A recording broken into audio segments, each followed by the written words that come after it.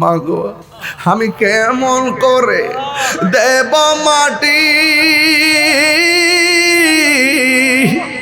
আমি কেমন করে দেব মাটি তোমার কবরে।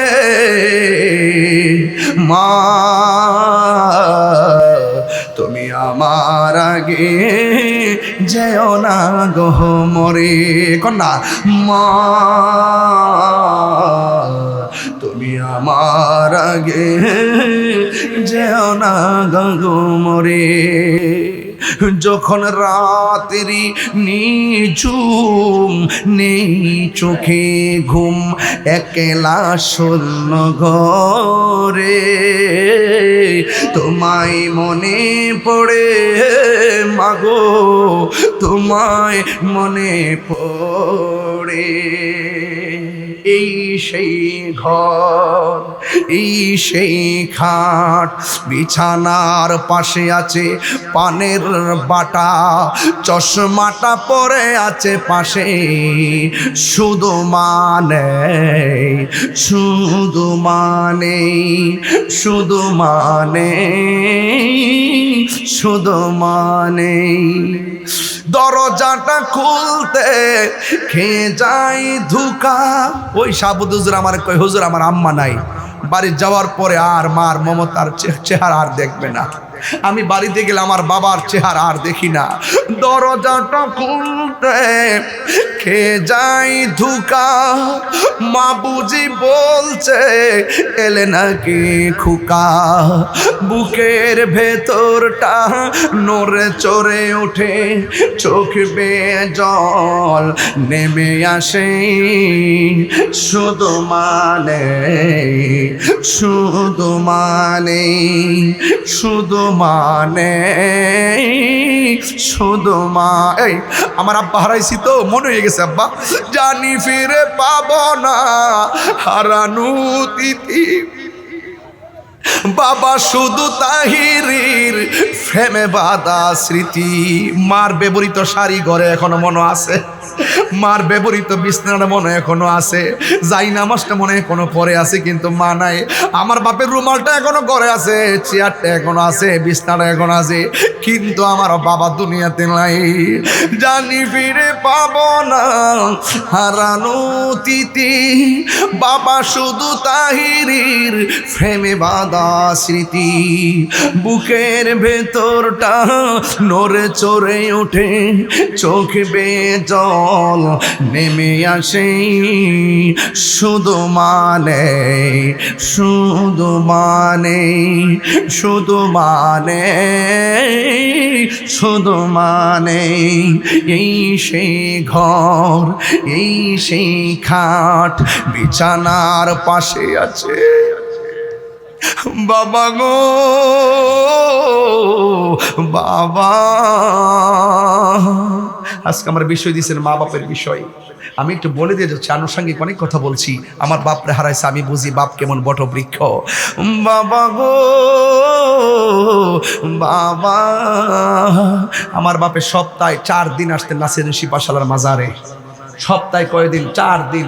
লাস্টে দিন ইন্তেকাল করবেন ওই দিন এই দরবারের পাশে গেটটার মধ্যে আব্বা অসুস্থ হয়, এরপরে হসপিটাল যাওয়ার পথে ইন্তেকাল করেন। সে হাজিরাটা আল্লাহর ওলির দরবারে দিয়ে গেছেন। আল্লাহু আকবার কর না কেন? বাবা গো বাবা, বাবা গো বাবা। ওই মা ডাক দিয়া কয়, ইয়া রাসূলুল্লাহ, নবী গো, ও মায়ার নবীজি, আমার সন্তান যেদিন থেকে আমার পেটে গেছে ওই দিন থেকে আমার মতো আনন্দিত আর কেউ নাই। 10 মাস 10 দিন হতে যাচ্ছে, সন্তান পেটের মধ্যে লাথি মেরে আমার ঘুম ভাঙছে, আমি চোখের পানি ফালাইয়া কাঁদছি। সকালবেলা মানুষ দেখলে শরম, এই জন্য পানিটা মইসা হাসি মুখে ঘুম থেকে উঠছি। ও নবী, আমি যখন খাইতে বসছি আমার পোলা পেটের মধ্যে লাথি মারছে, আমি খাবারের প্লেট রাখা দিছি। মানুষ জিজ্ঞাসা রাখলা কেন? আমি বলছি মুখের মধ্যে রুচি নাই, সন্তানের লাথি আমি গোপন রেখেছি। এরপরও আমার সন্তান আমার লাথি দিলে বড় ভালো লাগে, ব্যথা লাগলেও বড় ভালো লাগে। কারণ হলো একটা, কারণ না লড়লে মনে হয় যেন বাচ্চারা পেটে মইরা রইছে, লাথি যখন দেয় তখন মনে আনন্দ লাগে আমার পোলাটা জিন্দা আছে। এই হলো মায়ের অভিজ্ঞতা। ব্যক্তি। ও বন্ধুগণ, ওয়াহনান আলা ওয়াহনিন, এই পৃথিবীর মধ্যে কষ্টের পর কষ্ট যা করে তিনি হলো তোমার মা। এমনভাবে 10 মাস 10 দিন আমি যখন ঘরের দরজা লাগাইয়া দাইমা আমারে লইয়া বইছি, আমি নাকি সন্তান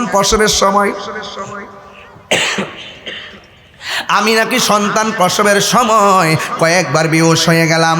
এরপরে যাক আল্লাহ বাঁচায় রাখছে, আমি সুন্দর করে সন্তানটারে প্রসব করলাম, তিলে তিলে সন্তানটারে বড় করলাম। আমার শরীরটা দুর্বল হয়ে গেছে, তখন আমার সন্তান আমারে মূল্য দেয় না। একদিন বললাম, বাবা এমন ব্যবহার করিস না, বড় কষ্ট পায়। এই সন্তান আমাকে দমক মারছে, যেই মাত্র দমক মারছে, মা কই পুত্রে আমার এমনভাবে দমকটা দিলে কেন? তখন নবী গো, আমি সন্তানের কষ্ট পাই আল্লাহর কাছে হাত বাড়াইছি, আল্লাহরে ডাক দিয়ে বলছি, আল্লাহ আমার পোলা মানে যে কষ্টটা দিতাছে তুমিও তারে কষ্ট দিও।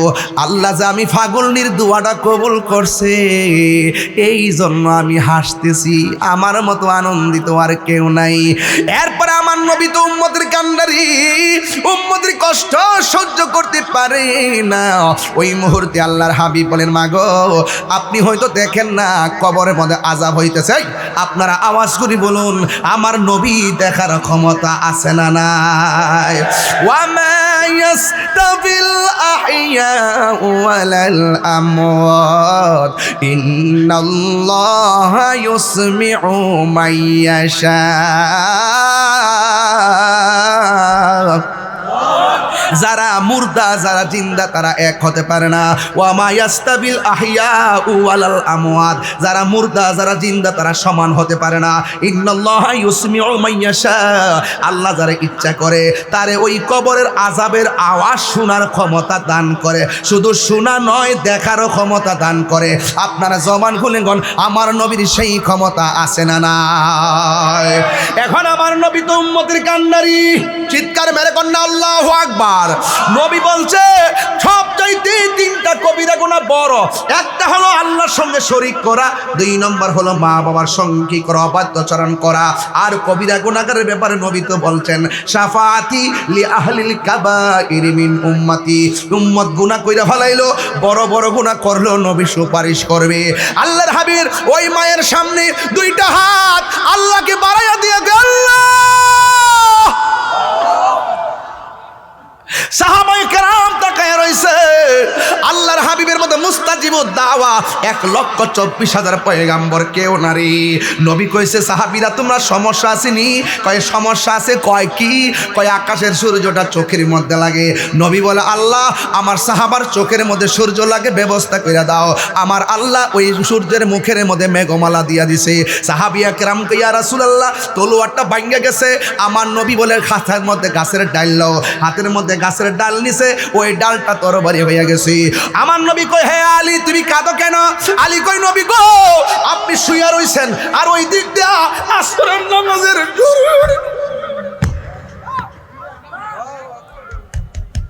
ইয়া রাসূলুল্লাহ নবী গো আসরের নামাজের সূর্যটা ডুবে গেছে, জীবনে কোনোদিন নামাজ কাজা করি নাই, সূর্যটা ডুবে গেছে, মনটা একটু খারাপ লাগতেছে।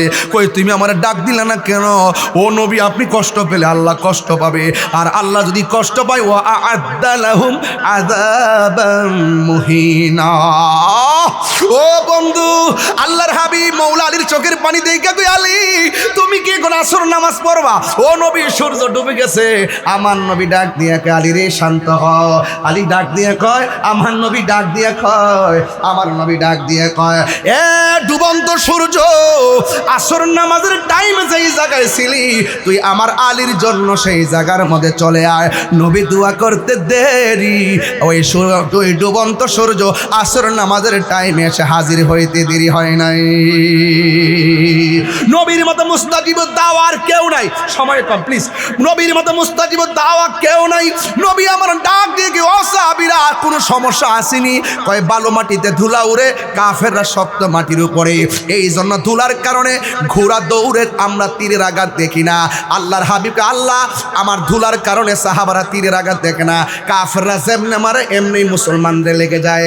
ইয়া আল্লাহ, আমার সাহাবারা যদি তারা ধ্বংস হয়ে যায় তাইলে কি হবে? তাহলে কি হবে? তাইলে ইসলামের পতাকা পাহারা দিয়া রাখবে কি? ও বন্ধুরে, বন্ধুরে, ও শাস্তাগঞ্জের বাবা, ইন দি মিন টাইমে আমার নবী যখন বললেন, ও আল্লাহ, ও আল্লাহ, ও আল্লাহ, আমার সাহাবীরা ধুলাবালির কারণে কিছুই দেখে না, নবী আমার দোয়াটা করতে দেরি, আমার আল্লাহ আসমান থেকে মুষলধারে বৃষ্টি নামাইয়া শক্ত মাটির পিছলা বানাইছে আর বালু মাটির শক্ত বানাইয়া দিছে। জোরে জোরে কি সুবহানাল্লাহ বলা যাবে না? আমার নবী ডাক দিয়ে সাহাবারা কি বলতে চাও? আল্লাহর হাবিব কি সাহাবায়ে কেরাম বলে, ইয়া রাসূলুল্লাহ, যুদ্ধ কইরা এমন তৃষ্ণার্ত হইয়া গেলাম, পানি নাই। রাসূল বলে এনাটা নিয়ে আসো, মানে পাত্রটা নিয়ে আসো। এবার পাত্র আনার পরে আল্লাহর হাবিবের আল্লাহর হাবিবের আঙ্গুল মোবারকটা পাত্রের মধ্যে এমন ভাবে ধরলেন, ধরতে দেরি বাথরুমের মধ্যে যেমনি ঝর্ণার পানি ঝরে, আল্লাহর হাবিবের হাতের আঙ্গুল মোবারক থেকে ঝর্ণা পড়তে পড়তে পাত্র পূর্ণ হয়ে গেছে। চিৎকার মেরে কি আল্লাহু আকবার বলা যাবে না? তার মানে বুঝাইতে চাইতেছি, নবীর মতন মুস্তাজিবুদ দাওয়া পৃথিবীর কেউ না। নবী বললে আল্লাহ দাও, আমার নবী দিয়ে আল্লাহ দিয়ে দে। ইন্নামা আনা কাসিম ওয়াল্লাহু ইউতি, নবী কয় আল্লাহ আমার দে, আমি নবী বন্টন করি। ও গো নবী, প্যারা নবী, তোমারই দরবার যেথায় গেলে একবার যেতে চাই বারবার। এই মদিনা যেতে চাননি আপনারা? ও গো নবী, প্যারা নবী, তোমারই দরবার এ যেথায় গেলে একবার যেতে চাই বারবার। দু জাহানে চলে নবী তোমার জমিদারি, দু জাহানে চলে নবী তোমার জমিদারি। আল্লাহ সব কিছুর মালিক, তুমি বন্টনকারী। আমরা নবীর ভিখারি, আমরা কার ভিখারি? আমরা হয় না রে কার ভিখারি? আমরা হাত তুলে বড় খুশি হব, কার ভিখারি? আমরা নবীর ভিখারি। তোমার ক্ষমতা চলে আসমানে শুধু জমিনে নয়, তোমার ইশারায় মাগরিব হতে উল্টায় আসর। ওয়াজে বুঝাই গেছি? তোমার ক্ষমতা চলে আসমানে শুধু জমিনে নয়, তোমার ইশারায় মাগরিব হতে উল্টা আসর হয়। তোমার মুজিজার কথা কি শেষ করিতে পারি? খেজুর গাছের ডাল হয়ে যায়, খেজুর গাছের ডাল হয়ে যায় ধারালো তরবারি। আমরা নবীর ভিখারি, আমরা কার ভিখারি গো বলো? নবীর ভিখারি, আমরা নবীর ভিখারি।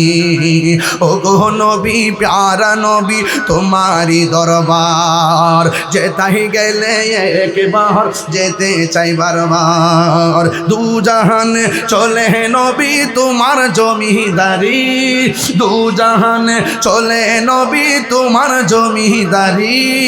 আল্লাহ সব কিছুর মালিক, তুমি বন্টনকারী। আমরা নবীর ভিখারি, আমরা নবীর ভিখারি। আমরা কার ভিখারি গো বলো? হয় নাই কার ভিখারি গো বলো? এই আমরা নবীর ভিখারি, আমরা নবীর ভিখারি। জোরে জোরে কি আল্লাহু আকবার বলা যাবে না? হায় রে, নবীর মতন মুস্তাজিব দাওয়া কেউ সুবহানাল্লাহ কইতেন না? আসমানো হি পর सब नबी रह गए, अर्शे आज़म पे पहुंचा हमारा नबी सबसे ला हमारा नबी सबसे बाला কত সুন্দর লাগতেছে আমার যুবক পোলা পান্ডি। নবী সবসে আলা হো আলা মারা নবী সবসে বালা হো আলা মারা नबी क्या खबर कितने तारीखिले छुप गए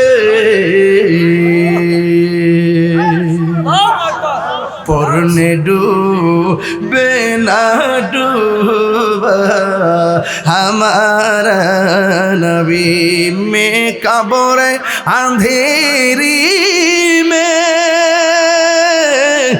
घबराऊंगा जब तन्हा इमदाद मेरी करने आजान रसूलुल्लाह जुरे कोन सुबहानाल्लाह। আমি বলছি বাবা নবীর মতন মুস্তাজিবুদ দাওয়া কেউ নাই। সোহাগ এইচডি মিডিয়া, সত্য প্রচারে আপোষহীন।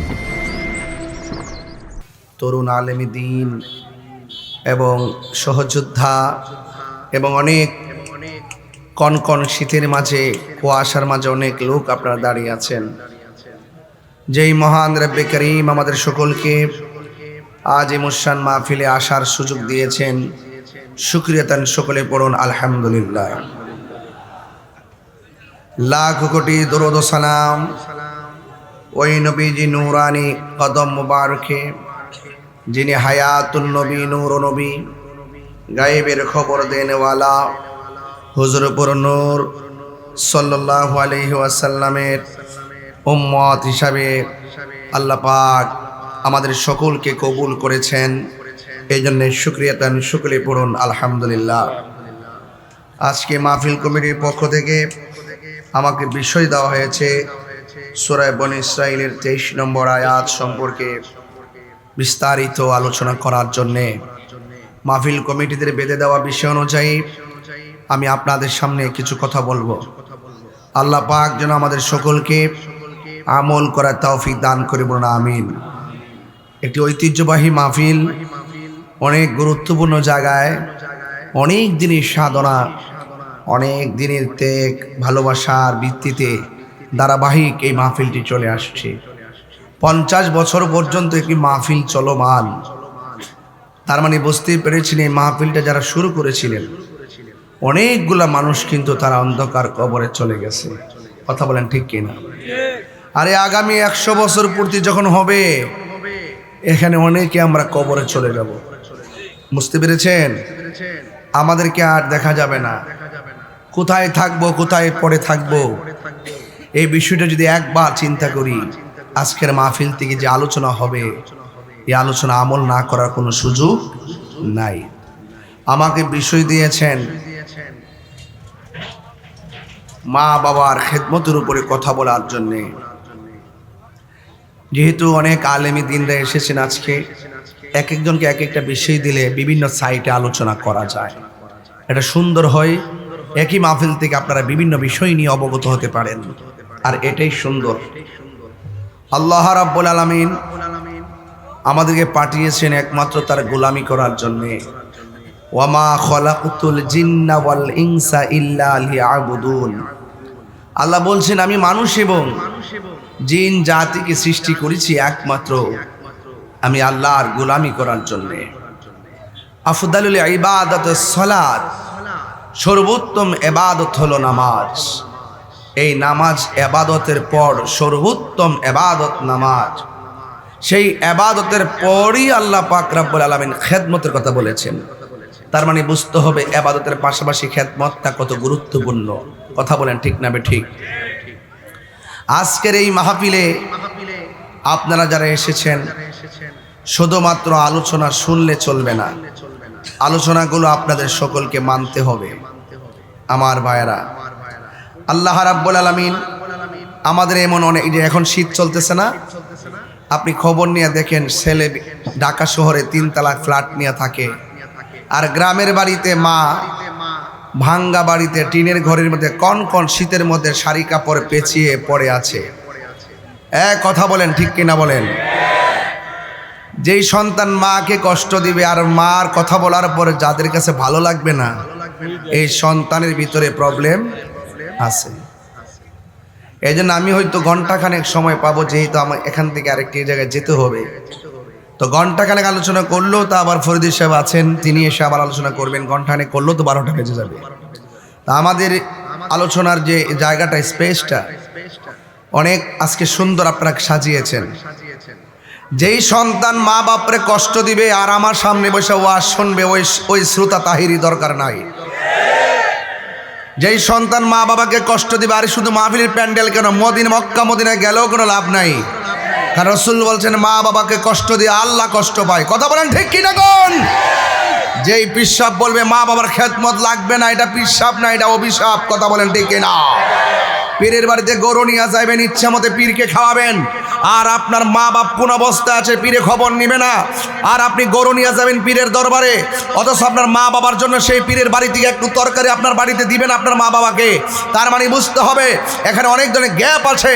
আজকে আমরা যারা সমাজে রয়েছি, আমরা মা বাপের চাইতে বাহিরে মানুষকে বেশি ভালোবাসি। কথা বলেন ঠিক কিনা? আমার শাস্তাগঞ্জের বাবারা, চুনারঘাটের বাবারা, আমি আবারও পরিষ্কার করে বলছি, মা বাবার মনে কষ্ট দিলে আল্লাহ সহ্য করে না। কথা বলেন ঠিক না ঠিক? আল্লাহ বলছেন ওয়া কাদা রাব্বুকা আল্লা তা'বুদু ইল্লা ইয়্যাহ। আল্লাহ বলছেন তোমাদের উপরে ইবাদত করাকে আবশ্যক করে দেওয়া হয়েছে। আপনারা জবানটা খুলে বলুন, ইবাদত পাওয়ার মালিক কে? যে আয়াত দিয়েছেন, আয়াতের ভিতরে আমি দুইটা সাবজেক্ট বের করেছি, একটা হলো ইবাদত, আরেকটা হলো খেদমত। একটা হলো ইবাদত, আরেকটা হলো খেদমত। ইবাদত হবে কার? আওয়াজে মানে জোরে বলেন, ইবাদত হবে কার? সেজদা পাওয়ার মালিক কে? এই আওয়াজে মানে না জোরে বলেন কে? কোনো সন্দেহ আছে? আমরা কি আল্লাহ ছাড়া কাহারো কাছে মাথা নত করি? আল্লাহ ছাড়া কাউকে সেজদা করি? আমরা কি বাবা শাহজালাল ইয়ামানি রহমাতুল্লাহ আলাইহির দরবারে গিয়ে কি সেজদা করি? আমরা কি নাসিরউদ্দিন সিপাহশালা রহমাতুল্লাহ আলাইহির রওজা মুবারকে আমরা গিয়ে কি সেজদা করি? নাসিরউদ্দিন সিপাহশালাকে কি আমরা আল্লাহ মনে করি? আমরা আল্লাহ মনে করি না। আল্লাহ ছাড়া কাউকে সেজদা করি না, আল্লাহ ছাড়া কারোর কাছে মাথা নত করি না, আল্লাহ ছাড়া কাউকে ইলাহ মনে করি না। আমরা মাকে সম্মান করি মা জানে, বাবাকে সম্মান করি বাবা জানে, উস্তাদকে সম্মান করি উস্তাদ জানে, রাসূলুল্লাহকে সম্মান করি রাসূল জানে, নবীকে সম্মান করি নবী জানে, মা বাপকে সম্মান করি মা বাবা জানে, আল্লাহকে সম্মান করি আল্লাহ জানে। আমাদের কনসেপ্ট, আমরা মাজারে গিয়ে সেজদা করি না, আমরা মাজারে গিয়ে জিয়ারত করি। জিয়ারত করা হলো সুন্নাত। এই সুন্নাতকে অনেকে পূজার সঙ্গে তুলনা করে। আমরা করি জিয়ারত, আর তারা আমাদেরকে মাজার পূজারীর ট্যাগ দিয়ে রাষ্ট্রযন্ত্র থেকে আমাদেরকে বিচ্ছিন্ন করে যেই মাইনাস ফর্মুলা সৃষ্টি করে, বৈষম্য সৃষ্টি করে রাখা হয়েছে।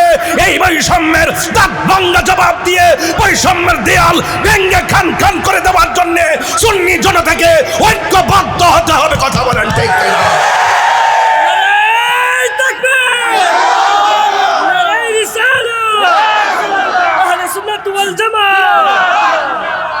আমার ভাইয়েরা, কথা পরিষ্কার, কথা অত্যন্ত আকাশে উদীয়মান তারকারাজির মতন পরিষ্কার, আকাশে দীপ্যমান সূর্যলোকের মতো পরিষ্কার, আকাশে উদীয়মান সূর্যালোকের মতো পরিষ্কার।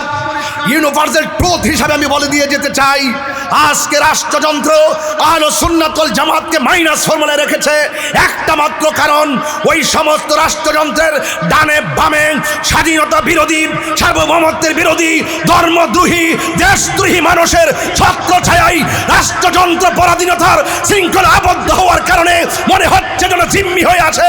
সেই জিম্মির দেয়ালকে ভেঙে দিতে হলে এই দেশের 65% তরিকাপন্থীকে এই দেশের সার্বভৌমত্ব সুরক্ষায় কাজে লাগাতে হবে। কথা বলেন ঠিক কিনা বলেন?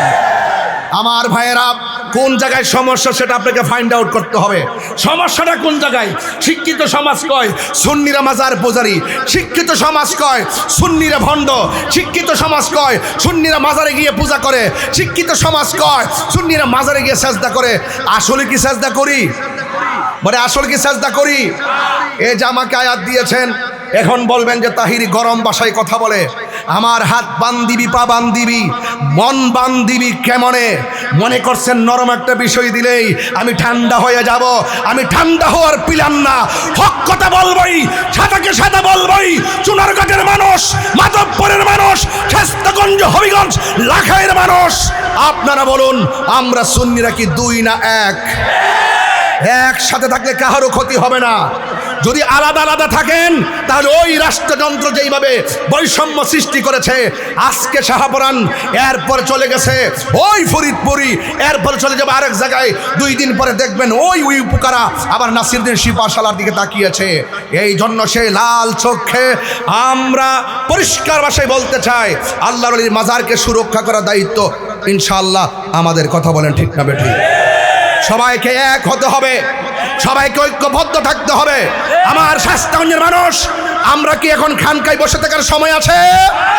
আরে হাত তুলে বলো আছে। সবাইকে বলছি অ্যালার্ট থাকুন, সতর্ক থাকুন, ঐক্যবদ্ধ থাকুন। আওয়াজ করে বলুন সাজদা পাওয়ার মালিককে। আল্লাহ বলছেন ওয়াকাদা রাব্বুকা আল্লা তা'বুদু ইল্লা ইয়াহ, আল্লাহ ছাড়া কাহারও ইবাদত করা যাবে না। আল্লাহ বলছেন তোমাদের উপরে ইবাদত করাকে আবশ্যক করে দেওয়া হয়েছে। আল্লাহ বলেছেন ওয়া ইলাহুকুম ইলাহু ওয়াহিদুন লা ইলাহা ইল্লা হুয়ার রহমানুর রহিম, কুল হুয়াল্লাহু আহাদ আল্লাহুস সামাদ লাম ইয়ালিদ ওয়া লাম ইউলাদ ওয়া লাম ইয়াকুল লাহু কুফুয়ান আহাদ। সুন্নিদের কনসেপ্ট ক্লিয়ার, আল্লাহ হলো একজন, আল্লাহু লা ইলাহা ইল্লা হুয়াল হাইয়ুল কাইয়ুম, আল্লাহ হলো চিরঞ্জীব সর্বনিয়তা, লা তাখুযুহু সিনাতু ওয়া লা নাওম, আল্লাহর তন্দ্রা নাই, নিদ্রা নাই, আল্লাহ পাকের তন্দ্রা নাই, নিদ্রা নাই। হ্যাঁ, লাউ কানা আলিহাতুন ইল্লাল্লাহু লা ফাসাদাতা, হ্যাঁ আমার যুবক, লাউ কানা ফীহিমা আলিহাতুন ইল্লাল্লাহু লা ফাসাদাতা, আল্লাহ ছাড়া কোনো ইলাহ নাই যদি মনে করে যে আছে, সব কিছু কি হয়ে যেত, সব এলোমেলো হয়ে যেত। আল্লাহ একজন সব নিয়ন্ত্রণ করছেন বলেই নিয়মিত সূর্য ওঠে, আবার আকাশে চাঁদ ওঠে, আবার সূর্য অস্ত যায়, আবার তারকা উঠে, আবার সূর্য হারিয়ে যায়, কোথাও দিন কোথাও রাত। বলুন এর পিছনে কারিগরকে? আরো বড় করে কারিগরকে? তাহলে এই কথাগুলো তো আমরা অনেক বছর ধরে বলতেছি, এরপর আমরা পারি না কেন? এরপর আমরা আগাতে পারি নাই কেন? আমাদের একতার অভাব ছিল। আজকে আমরা দুই না এক। আপনারা চিন্তা করবেন না, যারা ঐক্যবদ্ধ হয়েছে, যারা ঐক্যবদ্ধ হয়েছেন, আলহামদুলিল্লাহ, তৃণমূল আপনাদেরকে খুব সুন্দর করে গ্রহণ করেছেন।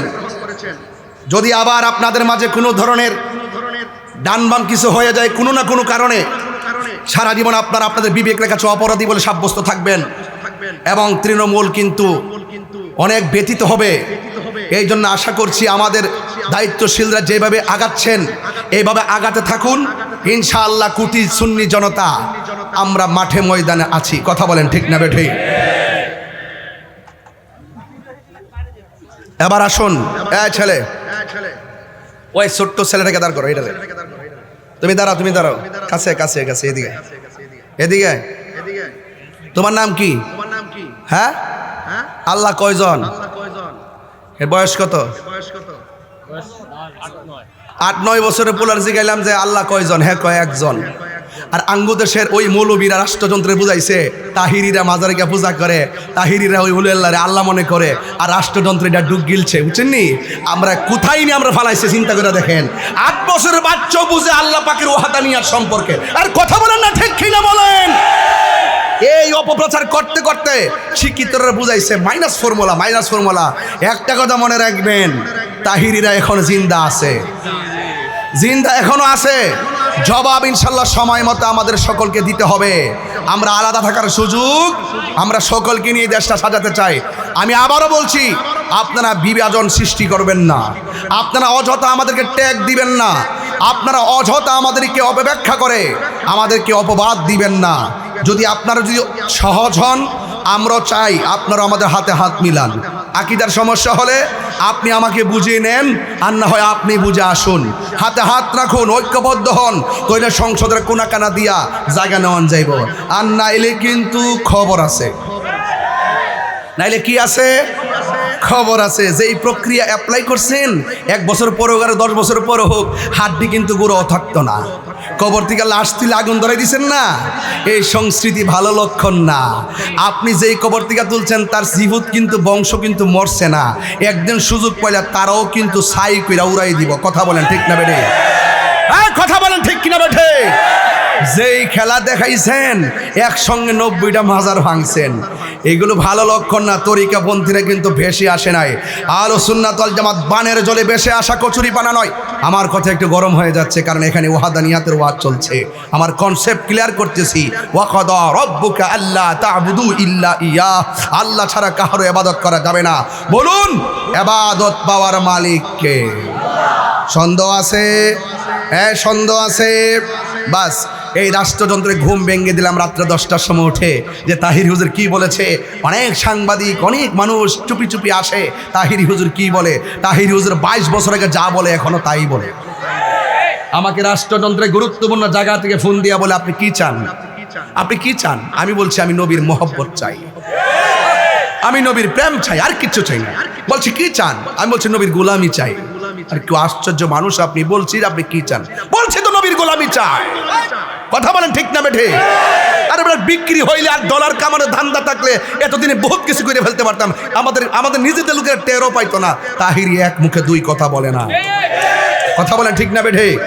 আমার বাড়ি থেকে খবর নিয়ে দেখবেন আমার মা আমার জন্য অনেক দোয়া করে, অনেক দোয়া করে। এই দেখেন এবাদতের পাশাপাশি আমার প্রিন্সিপাল হুজুর এখানে বসা আছেন। এবাদতের পাশাপাশি আল্লাহ বলছেন ওয়াবিল ওয়ালিদাইনি ইহসানা, বলছেন তোমরা মা বাবার সঙ্গে ভালো ব্যবহার করো, ভালো আচরণ করো, হাসান থেকে হাসান সুন্দর ব্যবহার করো। এ যুবক ভাইয়েরা, এখন প্রশ্ন হলো মা বাবার সঙ্গে কতদিন ভালো ব্যবহার করবেন? আমাদের দেশের ছেলেরা, এই যে ছেলে একটা আছে 9 বছরের পোলা, সে কিন্তু টাকা রুজি করে না। এখন মা যেমনে কয় এমনি শুনে, অর্ধেক ডরায় অর্ধেক ডরায় না। বয়সের তালে আবহাওয়ার দোষে অনেক সময় মা বাপের কথা শুনে না, কিন্তু মা বাপের ঠিকই মানে। রাত্র যেখানে গরুক না কেন গড়াই আশ্রয় নেই কেন? সে হইল বেকার। সে কি বেকার? সে যখন বেকার তখন তার টাকা নেওয়ার একটা কারখানা, এটা হলো মা বাবা। যখন সে সবল হয়ে যায় তখন মা বাবা রুজি রোজগার বন্ধ হয়ে যায়। মা বাপ তখন ছোটো হয়ে যায়, শিশু হয়ে যায়, আর সন্তান রোজগার করে। তখন কিন্তু সে আর এক থাকে না, সে একটা বাবায় ঘুরে। আমি টেহা রোজি করি, মা বাপের কথা শুনতাম কি লেগে। মা বাপ ঘরে ঘুরে থাকবো, আমাকে দৌড়ায় ধরতে পারবো? এই যে বাইরে গেছে কাঞ্চিটারির লেগে চলতেছে, বাবা ট্যাবলেট বাবা খুঁড়ের লেগে চলতেছে। হে যেমনে মনছে এমনি স্বাস্থ্যগঞ্জ রেলওয়ে পার্কে যায় বাবা খাইতেছে, গাঞ্জা খাইতেছে, ঘুরতেছে। মা বাপকে যদি কই গেছো রে, জিহানো মনছে জানো গেছি, তোমার কিছু হয়েছে? কারণ মা বাপ তো দুর্বল। এই জন্য আল্লাহ সন্তানদেরকে সাবধান করে দিয়েছে। আল্লাহ বলছেন ইম্মা ইয়াবলুগান্না ইনদাকাল কিবারা আহাদুহুমা আও কিলাহুমা, আল্লাহ বলছেন মা বাবার একজন অথবা দুইজন যদি বৃদ্ধ হয়ে যায়, বৃদ্ধা হয়ে যায়, বয়স্ক হয়ে যায়, মা বাবার সঙ্গে কোনো অসৌজন্যমূলক আচরণ করা যাবে না। কেমন? কয় ফালা তাকুল্লাহুমা উফফি ওয়ালা তানহারহুমা, মা বাবার সঙ্গে এমনভাবে ধমক দিয়ে কথা বলা যাবে না যে মা বাবা বলবে ওফ রে ফুত করলে কি। এই কথা যে বলবে, যেই সন্তান এমন কর্ম করছে মা বাপ বলবে ওফ রে ফুত করলে কি, এই করলে কি বললে চলবে, আর হাত তুলে বদ্ধ করা লাগবে না, আপনার জীবন ধ্বংস হয়ে যাবে। কথা বলুন ঠিক কিনা? এখন প্রশ্ন হলো ও তাহিরি হুজুর, তাহলে মা বাবার সঙ্গে ব্যবহার করব কেমনে? আল্লাহ পাক বলে দিয়েছেন ওয়াকুল লাহুমা কাওলান কারীমা। আল্লাহ রাব্বুল আলামিন বলেন মা বাবার সঙ্গে ধমক দিয়ে কথা বলা যাবে না। আল্লাহ বলেন ওয়াকুল লাহুমা কাওলান কারীমা, মা বাবার সঙ্গে সম্মানজনক ব্যবহার করা লাগবে, মা বাবার সঙ্গে ভালো ব্যবহার করা লাগবে। আল্লাহ রাব্বুল আলামিন বলেন ওয়াখফিজ লাহুমা জানাহাযুল্লি মিনার রাহমা, মা বাবার সঙ্গে গ্যাবারি দেখায় কথা বলো না, মমতার ছায়া বিছায়া কথা বলো, মমতার চাদর বিছায়া কথা বলো। মা বাবারে ধমক দেওয়া যাবে না।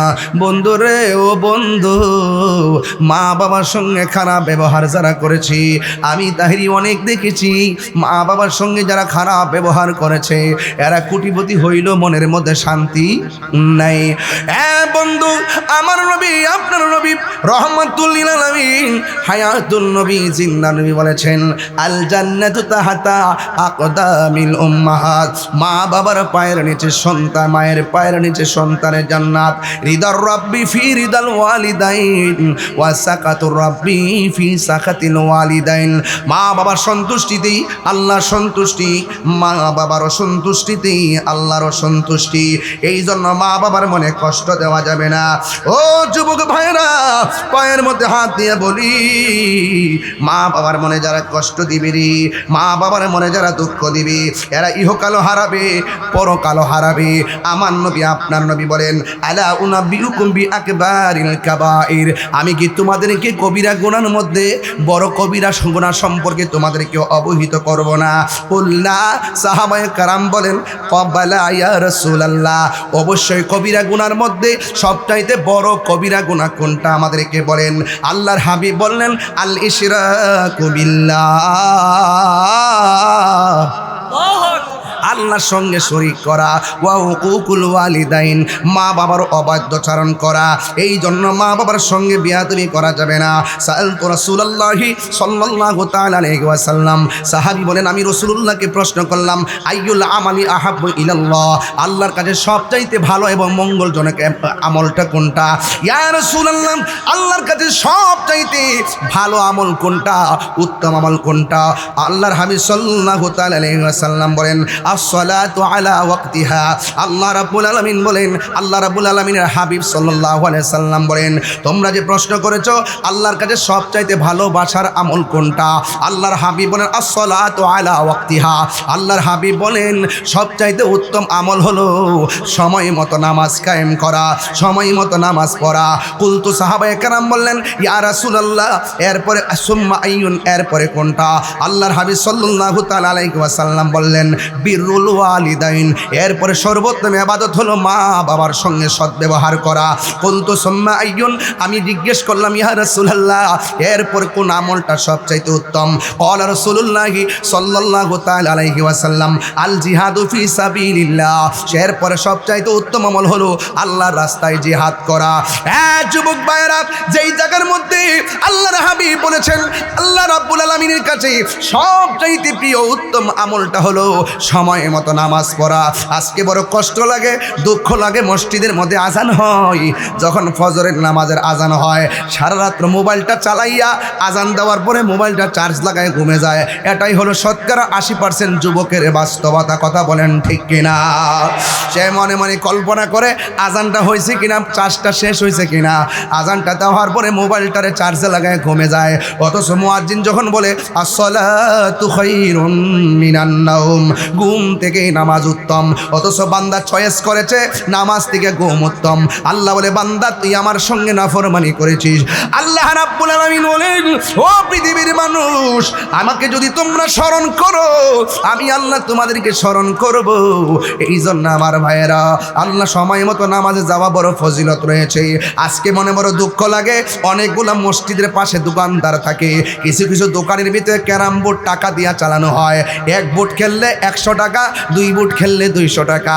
যখন মসজিদের মধ্যে নামাজ চলে, যেই আঙ্গুল দিয়া মসজিদে কয় আশহাদু আল্লাহ ইলাহা ইল্লাল্লাহ, মসজিদের ভিতরে যে আঙ্গুল দিয়ে শাহাদা পড়ে, আর ক্যারাম বোর্ডের মধ্যে ওই আঙ্গুল দিয়ে তারা খেলাধুলা করে। ও বন্ধুগণ, খবর আছে, খবর আছে, খেলায় খেলায় সময় নষ্ট করে দিও না রে বাজি। এই জন্য আমার আল্লাহর হাবিব বলেন এরপরে সবচাইতে উত্তম আমল হলো মা বাবার খেদমত করা। এক লোক সাহাবীকে জিজ্ঞাসা করি, আর ও নবীর সাহাবী, আমি তো একটা মেয়ের বিয়ের প্রস্তাব দিয়েছিলাম, মেয়েটা আমার বিয়ের প্রস্তাবে রাজি হয় নাই, এরপর এরপরে কিছুক্ষণ পরে দেখলাম মেয়েটাকে আরেকটা ছেলে বিয়ের প্রস্তাব দিয়েছে। শুধুমাত্র বিয়ের প্রস্তাবই দেয় নাই, মেয়েটা বিয়ের প্রস্তাবের মধ্যে রাজি হয়ে গেছে। এরপরে ছেলেটার সঙ্গে মেয়েটার বিয়ে হয়ে গেছে। এখন মনে মনে ভাবলাম এই ছেলেটাও ছেলে, আমিও ছেলে। আমি মেয়েটারে প্রশ্ন করলাম, তোমাকে পছন্দ করি, তোমাকে বিয়ে করতে চাই। মেয়ে বলে আমি রাজি নয়, কিন্তু একটা ছেলে আমার চাইতে বেশি সুবিধা নয়। মেয়েটা বলে তোমার প্রস্তাবে রাজি, বিয়ে হয়ে গেছে। আমি ছেলে তখন মেয়েটার প্রতি ক্ষুব্ধ হয়ে গেছি। আমি মেয়েটারে নিজের হাত দিয়া খুন করেছি। এস নবীর সাহাবী গো, ও সাহাবী একটু বলেন না, এত বড় গুনাহ যে আমি করছি, আমার গুনাহটা ক্ষমা হবে নি? তখন নবীর সাহাবী ডাক দিয়া কয়, যুবক আমি তোমার কাছে জানতে চাই তোমার মা বেঁচে আছেনি? এবার ছেলেটা কয়, না আমার মা দুনিয়াতে বেঁচে নাই। আর একটা সাহাবী শুই না কয়, ও নবীর সাহাবী, এই ছেলেটা বলছে মেয়েকে খুন করেছে। আপনি বললেন এই ছেলেটা বলছে মেয়েকে খুন করেছে, অথচ ছেলেটা বলছে আমার ক্ষমা আসেনি। আপনি তাকে ক্ষমা রাস্তা না দেখাইয়া আপনি প্রথম বলছেন তার মা আসেনি। দোষ করলো ছেলে, মাকে কেন তালাশ করলেন? ওই সাহাবী ডাক দিয়া কয়, ও নবীর সাহাবী, আল্লাহর হাবিব সাল্লাল্লাহু তাআলা আলাইহি ওয়াসাল্লামের কাছে আমি যে মায়ের বর্ণনা শুনেছি, এই মা এমন জিনিস, সন্তান যদিও অপরাধ করেছে, কিন্তু মা যদি বাচ্চা থাকে, সন্তানটা যদি মারে কয়, আম্মা আমি তো ভুল করে ফেলাইছি গো, আমার কোনো ক্ষমা আছে, তুমি একটু দোয়া করো না।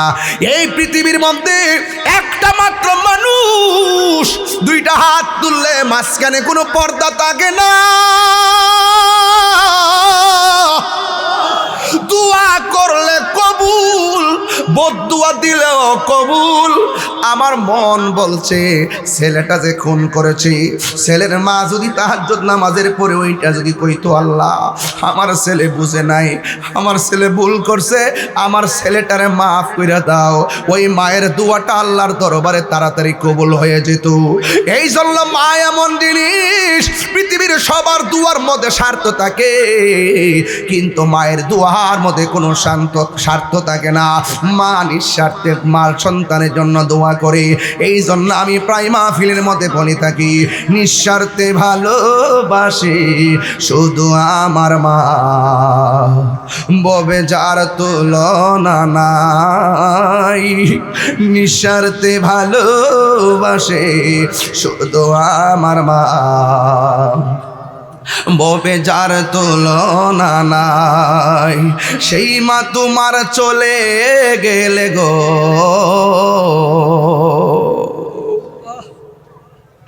শীতের মধ্যে বাড়িতে গিয়ে দরজা খুলছে কত মা দুঃখিনী। আজকে কিছু পোলাপান বাড়িতে যাবে, মার চেহারা দেখবে না, কবরে আছে মা।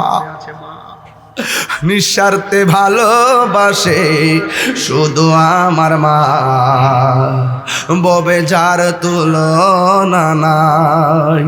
সেই মা তোমার চলে গেলে গো,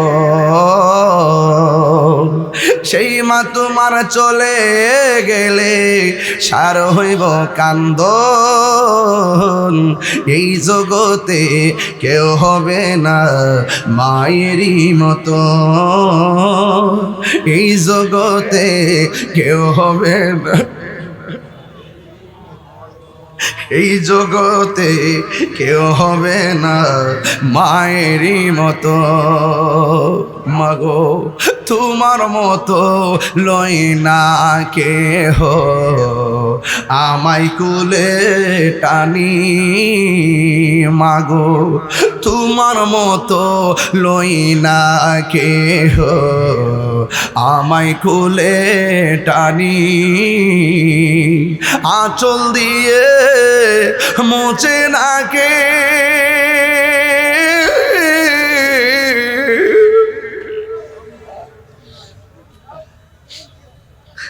আঁচল দিয়ে মোচে না কেউ আমার চোখের পানি। হায়রে মা জননী আমার, হায়রে মা জন। দেখেন তো সাবতী ভাই, সবগুলা পান মনে করছে না জানে কত নাচানাচি হয়, কত কথা হয়। হঠাৎ করে পোলাপানের চোখের পানিগুলা ছলছল করে, সব পোলাপানগুলো নীরব হয়ে গেছে। আমার নবী একদিন গুরুস্থানের মধ্যে ঢুকছে, ডুইকা দেখতেছেন কবর কবর কবর। কবর দেখে নবী মুস্কি মুস্কি হাসতেছেন। দ্বিতীয় কবর দেখে নবী মুস্কি মুস্কি হাসতেছেন। তৃতীয় কবর দেখে নবী মুস্কি মুস্কি হাসতেছেন। চতুর্থ কবর দেখে নবী মুস্কি মুস্কি হাসতেছেন। পঞ্চম কবর দেখে নবী মুস্কি মুস্কি হাসতেছেন। সব কবর শেষ হয়ে গেল, একটা কবরের মধ্যে যাইয়া আমার নবী চোখের পানি মোবারক ছেড়ে ছেড়ে কান্দে। সাহাবীরা কই ইয়া রাসূলুল্লাহ, ইয়া হাবিবাল্লাহ, সব কবরে গিয়ে আপনি সুন্দর করে হাসলেন, আমাদের কাছে ভালো লেগেছে। ইয়া রাসূলুল্লাহ, একটা কবরের পাড়ে যাইয়া কেন আপনি চোখের পানি ফেলে কান্না করলেন? আমার নবী কো সাহাবীরা রে, বাজারের মধ্যে যাও, বাজারে যাইয়া ঘোষণা করে দাও, এই গুরুস্থানে যতজনের আপনজন শুয়াইছে সবাই যেন কবরের পাড়ে এসে দাঁড়ায়। গুরুস্থানটা নতুন, চিহ্নিত রাখা বড় সহজ, সমসাময়িক মানুষগুলা পাওয়া বড় সহজ হইয়া গেল। এবার ওই মুহূর্তে বাজারে এলান করার পরে সবাই গুরুস্থানে আসতেছি। ও বন্ধুরে, শুধু তাই নয়, সাহাবায়ে কেরাম মনে মনে ভাবতেছেন নবী সব কবরের দিকে তাকাইয়া হাসছে, কিন্তু একটা কবরের পারে যায় নবী কেন কাঁদলো? কিন্তু আমরা দেখতে চাই ওই কবরের পারে কোন মানুষটা এসে দাঁড়ায়। রাসূলুল্লাহকে প্রশ্ন করা হয়, ইয়া রাসূলুল্লাহ, নবী গো, ও মায়ের নবী, সব কবরে আপনি মুস্কি মুস্কি হাসলেন, কিন্তু একটা কবরে যাইয়া কাঁদলেন, হাসলেন কেন? আমার নবী, আপনার নবী রহমাতুল লিল আলামিন ডাক দিয়া বলে, আমি কেন হাসছি জানোনি? একটা মাত্র কারণে আমি হাসছি, একটা মাত্র কারণে আমি হাসছি। আমি যখন গুরুস্থানে ঢুকলাম, আমি দেখলাম গুরুস্থানে যতজনে শোয়াইছে প্রত্যেকের নিচে আমার আল্লাহ জান্নাতের গালিচা বিছায়া রাখছি, তারা আরাম করে ঘুমায়া রইছে। হ্যাঁ পৃথিবীর মানুষ, ইয়া রাসূলুল্লাহ, নবী গো, তাইলে একটা কবর পারে যাইয়া কেন কাঁদলেন? পয়সাটা আমি পরে বলবো। এবার সবাই তাকায়া রইছে, ওই কান্না যেই কবরটা সেখানে কে এসে দাঁড়ায়? সব জায়গায় মানুষ দাঁড়ানো শেষ, কেন কবর পরে কে এসে দাঁড়ায়? আমরা সবাই অবাক দৃষ্টিতে তাকায় রইলাম। হঠাৎ করে দেখলাম কোনো যুবক কবরের পারে আসে না, কোনো ছেলে মানুষ আসে না, কিন্তু দেখলাম অতি বৃদ্ধা একটা মহিলা লাঠি বহর কইরা কইরা কবরের পারে এসে দাঁড়াইলো। আল্লাহর হাবিব ডাক দিয়া বলে, মা, ও মা গো, মা, আপনি এই কবরের পারে দাঁড়াইলেন, এই কবরের মানুষটা আপনার কি হয়? মা ডাক দিয়ে কয়, এই কবরটা আমার সন্তানের হয়।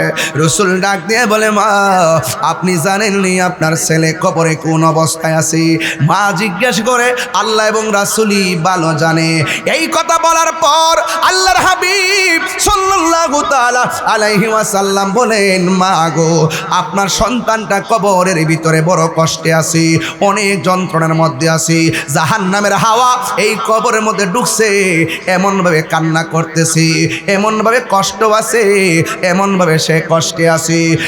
যুবক ভাইয়েরা, মুরব্বী বাবারা, শাস্তাগঞ্জের বাবা, ছবিগঞ্জের বাবা, লাখাইয়ের বাবা, মিরপুর বাহুবলের বাবা, ওই চুনারুঘাট মাধবপুরের বাবা, একটা কথা বলে দিয়ে যায়, সব আজকে ছুঁড়ে ফেলে দিবেন না।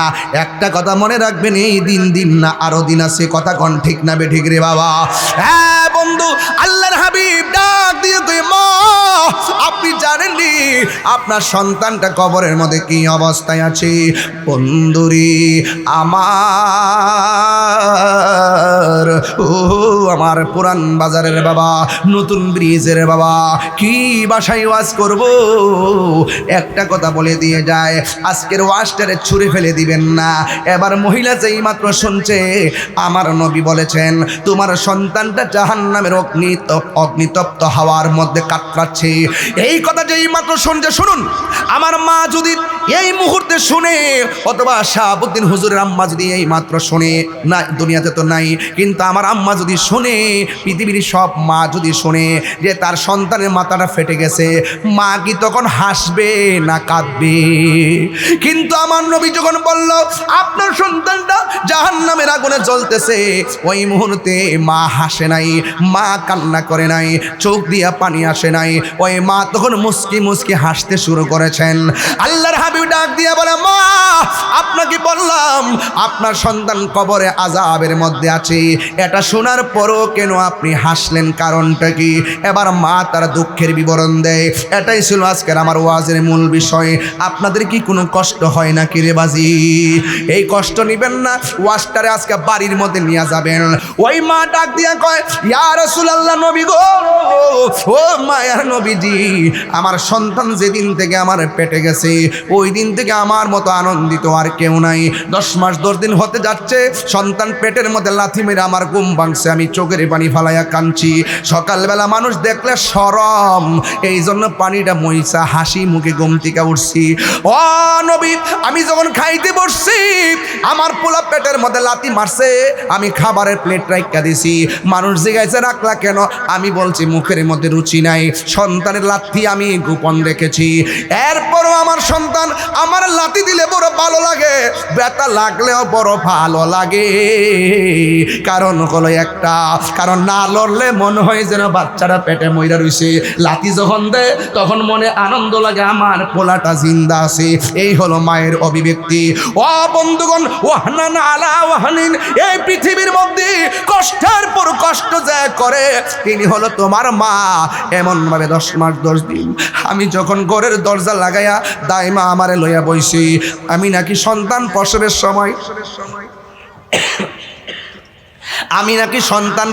সময় কয়েকবার বেহুশ হয়ে গেলাম।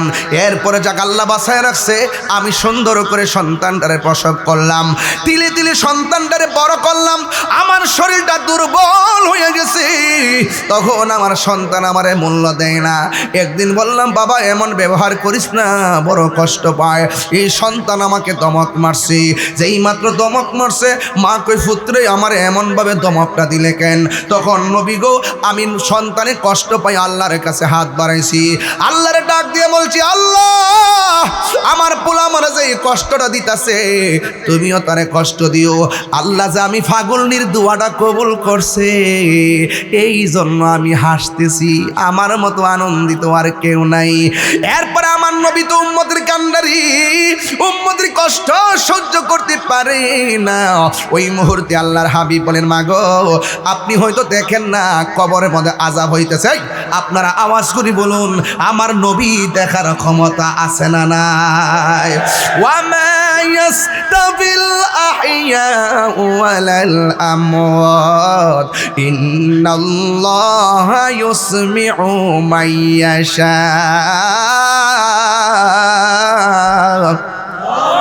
যারা মুর্দা যারা জিন্দা তারা এক হতে পারে না। ওয়ামা ইয়াস্তাবিল আহইয়া ওয়ালাল আমওয়াত, যারা মুর্দা যারা জিন্দা তারা সমান হতে পারে না।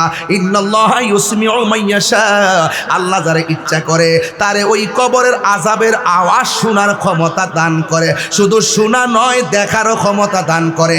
আপনারা জবান খুলে গন, আমার নবীর সেই ক্ষমতা আছে না নাই?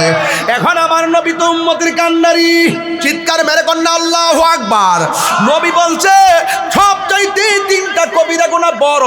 একটা হলো আল্লাহর সঙ্গে শরীক করা, 2 নম্বর হলো মা বাবার সঙ্গে কি করা, অবাধ্যচরণ করা। আর কবিরা গুনাহের ব্যাপারে নবী তো বলছেন, শাফাআতি লি আহলিল কাবাইর মিন উম্মতি, উম্মত গুনাহ কইরা ফলাইলো, বড় বড় গুনাহ করলো নবী সুপারিশ করবে। আল্লাহর হাবিব ওই মায়ের সামনে 2টা হাত আল্লাহকে বাড়াইয়া দিয়ে গেল। সাহাবায়ে কেরাম তাকায় রইছে, আল্লাহর হাবিবের মতো মুস্তাজিব মুস্তাজিবুদ দাওয়া 1,24,000 পয়গাম্বর কেউ নারী। নবী কইছে সাহাবীরা তোমরা সমস্যা আসেনি? কয় সমস্যা আছে। কয় কি? কয় আকাশের সূর্যটা চোখের মধ্যে লাগে। নবী বলে আল্লাহ আমার সাহাবার চোখের মধ্যে সূর্য লাগে ব্যবস্থা করে দাও। আমার আল্লাহ ওই সূর্যের মুখের মধ্যে মেঘমালা দিয়া দিছে। সাহাবিয়া কেরাম কই ইয়া রাসূলুল্লাহ তলোয়ারটা ভাঙা গেছে। আমার নবী বলে হাতের মধ্যে গাছের ডাল লও। হাতের মধ্যে গাছের ডাল নিছে, ওই ডালটা তরবারি হয়ে গেছে। আমার নবী কই হে আলী তুমি কাঁদো কেন? আলী কই নবী গো আপনি শুয়ে রইছেন আর ওই দিক দিয়া আসরের নামাজের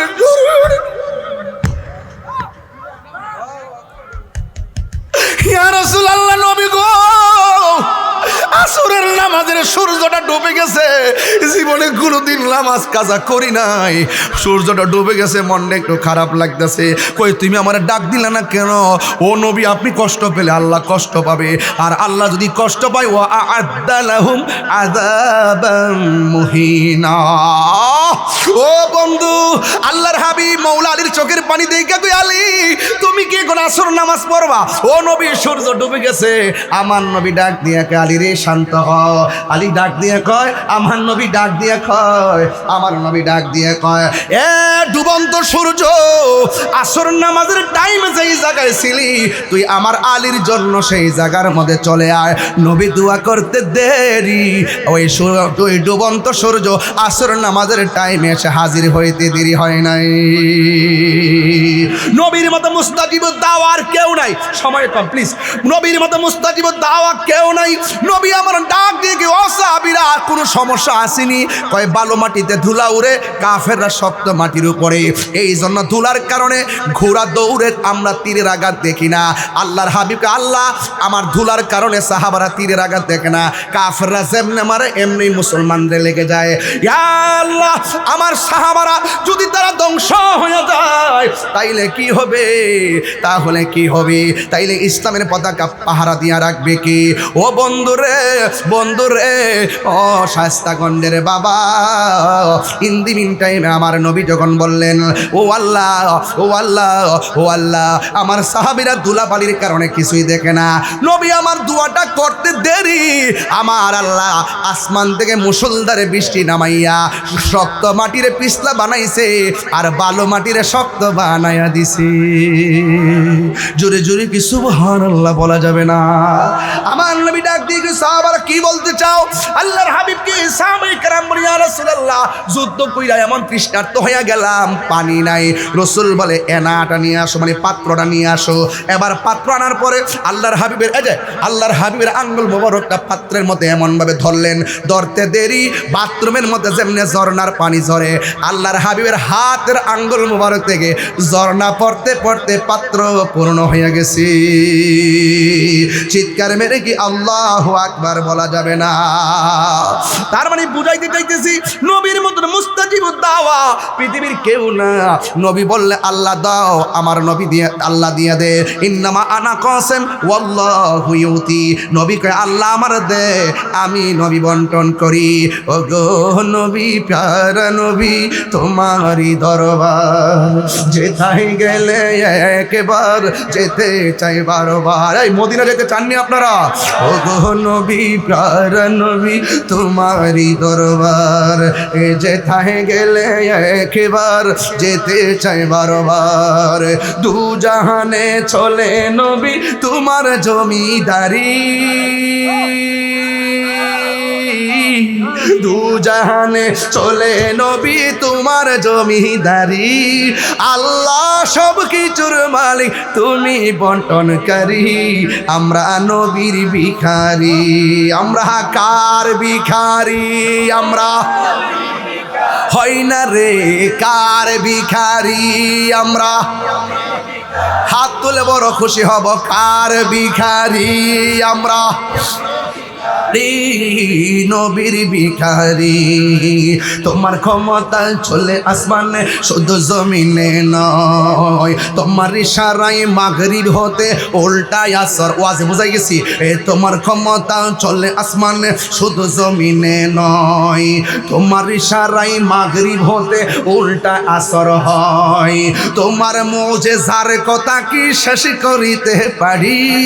খেজুর গাছের ডাল হয়ে যায়, খেজুর গাছের ডাল হয়ে যায় ধারালো তরবারি। আমরা নবীর ভিখারি, আমরা কার ভিখারি গো বলো? নবীর ভিখারি, আমরা নবীর ভিখারি। ও গো নবী প্যারা নবী তোমারি দরবার, যেতাই গেলে একবার যেতে চাই বারবার। দু জাহান চলে নবী তোমার জমিদারি, দু জাহান চলে নবী তোমার জমিদারি। আল্লাহ সব কিছুর মালিক, তুমি বন্টনকারী। আমরা নবীর ভিখারি, আমরা নবীর ভিখারি।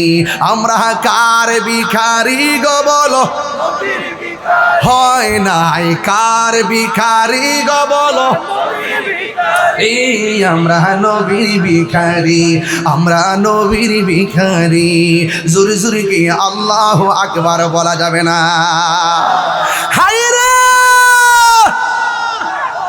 নবীর মতন মুস্তাজিব দাওয়া কেউ সুবহানাল্লাহ কইতেন না? আসমানো হি পর सब नबी रह गए, अर्शे आज़म पे पहुंचा हमारा नबी सबसे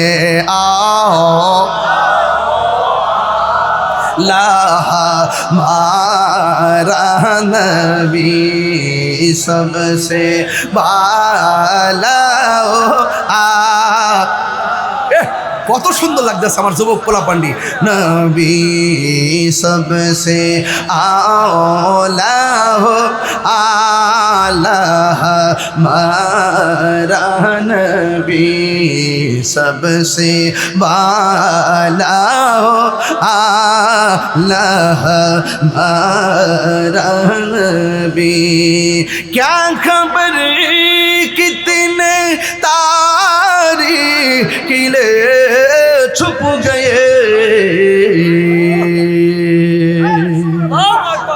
पढ़ने डूबे ना डूबा हमारा नबी। में कब्र अंधेरी में घबराऊंगा जब तन्हा, इमदाद मेरी करने আজান রাসূলুল্লাহ। জোরে কোন সুবহানাল্লাহ। আমি বলছি বাবা নবীর মতন মুস্তাজিবুদ দাওয়া কেউ নাই।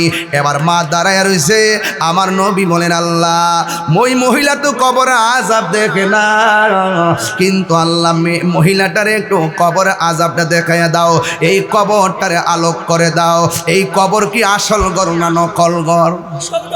কিরে বাজি, এই মুহূর্তে 10 বছর একটা কবর খুললে কি পাইবেন কন্ত? না থাকবে, কে বলছে থাকবে? হাড্ডি থাকবে। আমি বললে গেছি, শিখাইছি। এখন 3 দিন পরে, কয়দিন? 3 দিন পরে নাকটা পচে যায়, 6 দিন পরে নখ গোলা উঠে যায়, 9 দিন পরে মাথার চুলগুলা উঠে যায়, 10 দিন পরে চোখটা ফেটে যায়, 17 দিন পরে পেটটা ফেটে যায়, 60 দিন পরে গোশতগুলো হাড্ডি দিয়ে উঠে যায়, 60 বছর পর্যন্ত হাড্ডিগুলা থাকে। কিছু কিছু হাড্ডি মাথার সারা সহকারে থাকে, 60 বছর পরে মাথার হাড্ডিও থাকে না। ঠিক কিনা? আমার নবী বলে আল্লাহ ওই কবরটারে আলোক করে দাও, মহিলাটা যেন তার সন্তানরে দেখে। এবার মহিলার সামনে কবরটা ফাঁক হয়ে গেছে। এবার আমার নবীজি ওই রুহুর উপর আযাবটা দেখাইয়া দিলেন, আল্লাহও দেখাইয়া দিলেন। এবার মা মন কি হয় জানেননি? একটা কথা মনে রাখবেন, মারে কষ্ট দিয়া 10 দিন বাড়ির বাইরে আপনি আছেন, মারে খাওয়ান দেন নাই। মা অনেক কষ্ট, বাবা অনেক কষ্ট, কিন্তু ভালোবাসার সুরে যদি মারে ডাকটা দেন, হাজার কষ্ট 5 সেকেন্ডে বুইলা যায়। যেই মাত্র কবরটা আলোক করলো, মহিলাটা দেখা কই নবী গো নবী, আগে যদি জানতাম আমার ফুলারে বদুয়া দিলে আমার আল্লাহ এমন ভাবে জ্বালাইব। মাগো আমি কেমন করে দেব মাটি, আমি কেমন করে দেব মাটি তোমার কবরে মা তুমি আমার আগে যেও না গো মরে কন্যা মা তুমি আমার আগে যেও না গো মরে যখন রাত্রি নিঝুম নেই চোখে ঘুম একলা শূন্য ঘরে তোমায় মনে পড়ে মাগো তোমায় মনে পড়ে এই সেই ঘর এই সেই খাট বিছানার পাশে আছে পানের বাটা চশমাটা পরে আছে পাশে শুধু মানে শুধু মানে শুধু মানে শুধু মানে দরজাটা খুলতে খেয়ে যাই ধুকা ওই সাবুদ হুজুর আমার কই হুজুর আমার আম্মা নাই বাড়ি যাওয়ার পরে আর মার মমতার চেহারা আর দেখবে না আমি বাড়িতে গেলে আমার বাবার চেহারা আর দেখি না দরজাটা খুলতে খেয়ে যাই ধুকা মা বুঝি বলছে এলে নাকি খুকা বুকের ভেতরটা নড়ে চড়ে ওঠে চোখ বেয়ে জল নেমে আসে শুধু মানে শুধু মানে শুধু মানে শুধু মা এই আমার আব্বা হারাইছি তো মনে হয়ে গেছে আব্বা জানি ফিরে পাবো না হারানো তিথি বাবা শুধু তাহিরির ফেমে বাঁধা স্মৃতি মার ব্যবহৃত শাড়ি ঘরে এখনো মনে আছে মার ব্যবহৃত বিছানাটা মনে এখনো আছে যাই নামাজটা মনে এখনো পরে আছে কিন্তু মা নাই আমার বাপের রুমালটা এখনো ঘরে আছে চেয়ারটা এখনো আছে বিছানাটা এখনো আছে কিন্তু আমার বাবা দুনিয়াতে নাই জানি ফিরে পাবো না হারানো তিথি বাবা শুধু তাহিরির ফ্রেমে বাঁধা স্মৃতি বুকের ভেতরটা নড়ে চড়ে ওঠে চোখ বেয়ে জল নেমে আসে শুধু মানে শুধু মানে শুধু মানে শুধু মানে এই সেই ঘর এই সেই খাট বিছানার পাশে আছে বাবা গো বাবা আজকে আমার বিষয় দিয়েছেন মা বাপের বিষয় আমি একটু বলে দিয়ে যাচ্ছি আনুষঙ্গিক অনেক কথা বলছি আমার বাপরে হারাইছে আমি বুঝি বাপ কেমন বটবৃক্ষ বাবা গো বাবা আমার বাপে সপ্তাহে 4 দিন আসতেন নাসিরুদ্দিন শিপাশালার মাজারে সপ্তাহে কয়েকদিন 4 দিন লাস্টের দিন ইন্তেকাল করবেন ওই দিন এই দরবারের পাশে গেটটার মধ্যে আব্বা অসুস্থ হয় এরপরে হসপিটাল যাওয়ার পথে ইন্তেকাল করেন শেষ হাজিরাটা আল্লাহর ওলির দরবারে দিয়ে গেছেন আল্লাহু আকবার কর না কেন বাবা গো বাবা বাবা গো বাবা পায়ে হাত দিয়া বলে যায় পায়ে হাত দিয়ে বলা যায় জীবনে কোনোদিন মা বাপের মনে কষ্ট দিবেন না দিবেন আমার যুবক পোলাপানগুলো দিবেন দোয়ায় শুধু ধনী হয় না মা বাপের দোয়ায় সন্তান ওলি হয় আরো বড় করে বলেন সুবহানাল্লাহ খবরদার শীত আসছে নিজে ল্যাপ দিয়ে ঘুমাইলে চলতো না মা কোন অবস্থায় আছে দেখা লাগবে কথা কন ঠিক কিনা কন আমার যুবকদেরকে লাস্ট কালাম জীবনে কোনোদিন নেশা করা যাবে সত্যি করে বলো নেশা করা যাবে এখন কিন্তু খুন খারাপে বেড়ে গেছে নেশার টাকার জন্য সন্তান মাকে মেরে ফেলে কথা কন ঠিক না বেটে এই নেশা কি করা যাবে বাবা খাওয়া যাবে খবরদার নেশামুক্ত সমাজ মা বাবার ভক্ত এবং বর্তমান যুব সমাজটা নষ্ট হইতেছে জি বলতেছি আজকে এই কিশোর বয়সের পোলাপান গ্রুপে গ্রুপে চলে। আজকে শুনলাম এই যে টিকটকের মধ্যে নাকি গ্রুপ গ্রুপ আছে না, যোগাযোগ কইরা কি করছে, এক ছেলের লয়ে গেছে বগুড়া, কয়েকদিন পর্যন্ত খবর নাই। এরপরে ওই 4-5 বন্ধু মিলে নিয়ে গেছে, 4-5 দিন পরে আবার সে এখান থেকে আসছে। তাহলে বন্ধু সঙ্গগুণে লোহাও জলে বাসে, কথা কন ঠিক না বেটি? বন্ধু যদি বাজান খারাপ হয় জীবন শেষ। যে বন্ধু হাতের মধ্যে সভ্যতার কাগজ আর কলম না দিয়া বাবা ট্যাবলেট ধরাই দিছে, এই বন্ধুর পজিশন আমার কাছে কতটুকু সেটা বলতেছি।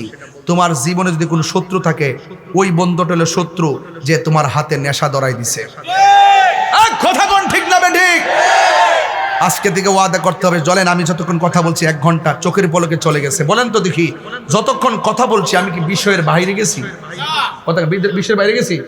2টা পাঠ করছি, একটা পাঠ হলো ইবাদত আর একটা পাঠ হলো খেদমত। এই জন্য কিছু কথা বলছি। বলুন, নামাজের দরকার আছে না নাই? আরো দরকার আছে না নাই? মা বাবার খেদমত দরকার আছে না নাই? তাহলে একটু আওয়াজ করে কোন, নেশা কি চলবে না বন্ধ হবে? আপনার ঠুট লড়ে নাই, জোরে কোন, নেশা কি চলবে না বন্ধ হবে? আজকে থেকে নেশা করব, মা বাপের মনে কষ্ট দিব এবং চুরি করব। কেউ বুদ্ধি দিয়া দিলে 5,000 টাকা 2,000 টাকা দরাই দিলে কাউকে খুন করব। খবরদার বলে দিলাম, মা বাপরে কান্দাইয়া যদি আপনি একবারে হজ করতে যান, আল্লাহ কি খুশি হবে? এই জন্য একটা আমার সাথে গণ, মা কেন এত দামি জানে না সকলে, বলো মা কেন জানে না সকলে, জানতো যদি পড়তো দেখে কোরআন হাদিস খুলে।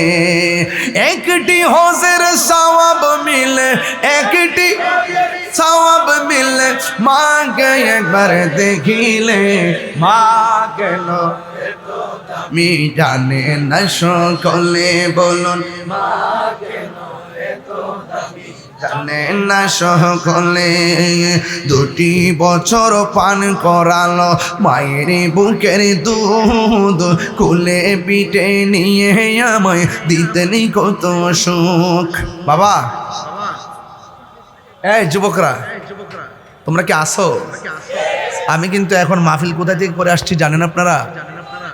নবীগঞ্জ বাগাউড়া, একবারে ওই যে রানীগঞ্জের ব্রিজ আছে না, ব্রিজের কাছাকাছি থেকে একদম প্রোগ্রাম করে দৌড়ায় আসে কিছুক্ষণ রেস্ট করে আসছি। এখান থেকে আরেকটা জায়গায় যাবো, হ্যাঁ ওই যে লক্ষ্মীপুর। তো আপনাকে আওয়াজ করে কোন তো, যদি আপনার একটু মা বাবার খেদমত করেন, এটা সমাজটাকে পরিবর্তন হবে না? একদম হবে না? হবে।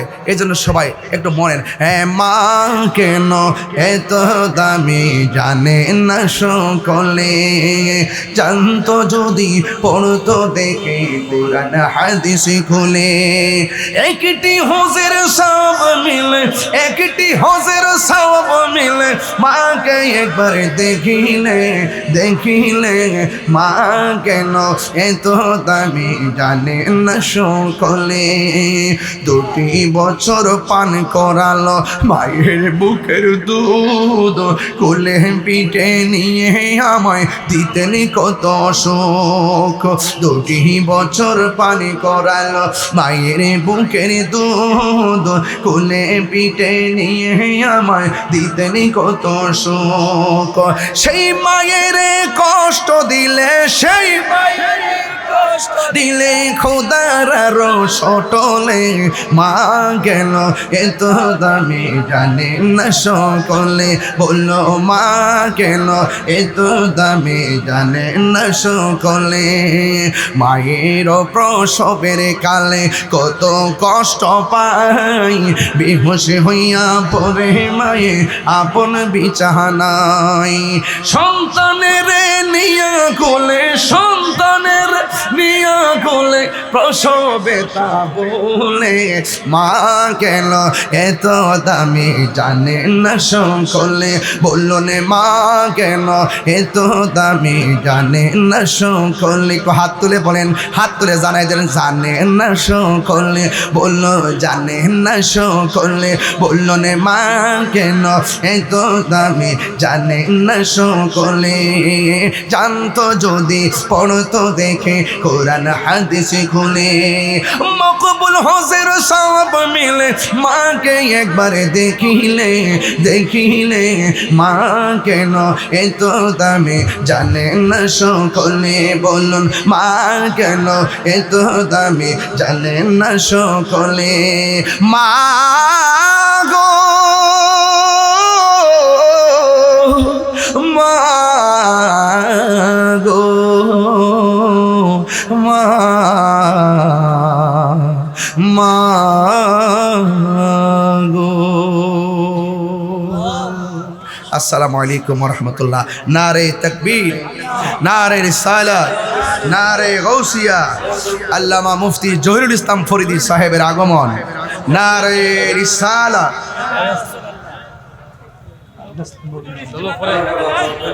আগামী 24-25 না ইস্তেমার দাওয়াত ইসলামীর 24-25-26 3 দিনের সুন্নতে ভরা ঢাকা আশিয়ান সিটিতে দাওয়াত ইসলামীর ইজতেমা। আপনারা সকলে সবান্ধবে একদম ঝাঁকে ঝাঁকে যাবেন ইনশাআল্লাহ। সকলে বলুন আলহামদুলিল্লাহ। আগামী 20 ডিসেম্বর শায়েস্তাগঞ্জ উপজেলা শাখার উদ্যোগে রেলওয়ে পার্কিংয়ে আমার মাহফিল আছে। আমার বয়ানের সময় বাদ এশা সবাই যাবেন। আগামী 29 ডিসেম্বর আমার মাহফিল আছে কোন জায়গা? দুর্গাপুর বাজারে না? ঠিক আছে ইনশাল্লাহ। আর বিশেষ কথা হলো সামনে তো একটা নির্বাচন আছে, আছে কিনা? কথা আছে কিনা বলেন? যদি বৃহত্তর সুন্নি জোট যদি আমাকে এখানে হবিগঞ্জ 4 মাধবপুর চুনারগাঁয়ের জন্য যদি মনোনীত করে, ইনশাল্লাহ আপনাদের সার্বিক মনোসম্মতি থাকে এবং অল্প সময়ের ভিতরে আপনাদের মনের ভিতরে যে একটা গণজোয়ার সৃষ্টি হয়েছে, আপনাদের এই বাদ বাংলার জোয়ারকে কাজে লাগিয়ে ইনশাল্লাহ আমরা সকলকে নিয়ে চেষ্টা করব অন্তত আহলুস সুন্নাত ওয়াল জামাতের প্রতিনিধি হয়ে যেন আমরা যেন সংসদে গিয়ে ইয়া নবী সালাম আলাইকা পড়তে পারি। কথা বলেন ঠিক না বেঠে? আল্লাহ আমাদের সকলকে বোঝার তৌফিক দান। সবাই বসুন ইনশাআল্লাহ। আমাদের ফরিদী সাহেব আসছেন, আলোচনা করবেন ইনশাআল্লাহ।